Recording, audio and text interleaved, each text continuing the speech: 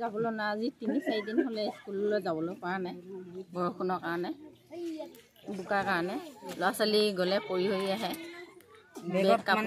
গোটেই অৱস্থা নাইকিয়া হয় বেগত বোকা চোকা লাগি আহে দেখিছে নহয় ৰাস্তাটো এই ৰাস্তাটো ক'ৰ পৰা ক'লৈকে গৈছে এইটো দীঘলীয়াটিৰ পৰা মানে বালিবিটালৈ গৈছে ৰাস্তাখন অকণ ঠিক কৰি দিলে ভাল পাওঁ চৰকাৰক তাকে অনুৰোধ জনাইছোঁ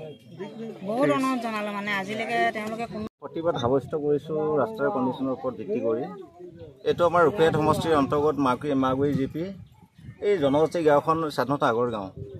ইয়াত প্ৰায় 1000 মানুহে বসবাস কৰে যাতায়াতৰ সুবিধাৰ কাৰণে ভাল শিক্ষা ল'ব নোৱাৰে ওলাই যাব নোৱাৰে অফিচ কাৰ্যালয় যাব নোৱাৰে ঘৰতে আবদ্ধ হৈ থাকিব 2-3 দিন ধৰি ঘৰতে আবদ্ধ হৈ থাকিব লগা হৈ আছে ইয়াত মানে কিছুমানে যিবোৰ আমাৰ জনপ্ৰতিনিধি ইয়াৰ পৰা নিৰ্বাচন হয় যেনে ৰূপেহাট সমষ্টিৰ MLA মহোদয় বাকী জিপি পৰ্যায়ৰ ইয়াকুব মহমুজা আফৰোজ প্ৰেচিডেণ্ট সভানেত্ৰী হিচাপে আছে তেওঁলোকক বহুতবাৰ জনোৱাৰ পিছতো আজিলৈকে কৰা নাই কামবোৰ নকৰে তেনে উন্নয়নৰ কোনো কামেই নাই মানে আমাৰ জ্বলন্ত সমস্যা হ'ল ৰাস্তাটোৱে যাতায়াতৰ সুবিধাটো ঠিক হ'লে আমি ভাবোঁ চব ঠিক হ'ব এতিয়া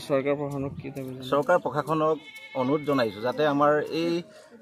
স্বাধীনতা আগৰ জনজাতি গাঁওখনৰ এই দীঘলীয়াটিৰ পৰা মাগুৰিলৈ এটা যোৱাৰ এটা সুব্যৱস্থা মাগুৰিৰ পৰা অলপ পকা আছে মেইন ৰোডত উঠিব পৰা যাব আৰু মানুহখিনি এটা সুবিধা হ'ব ঠিক আছে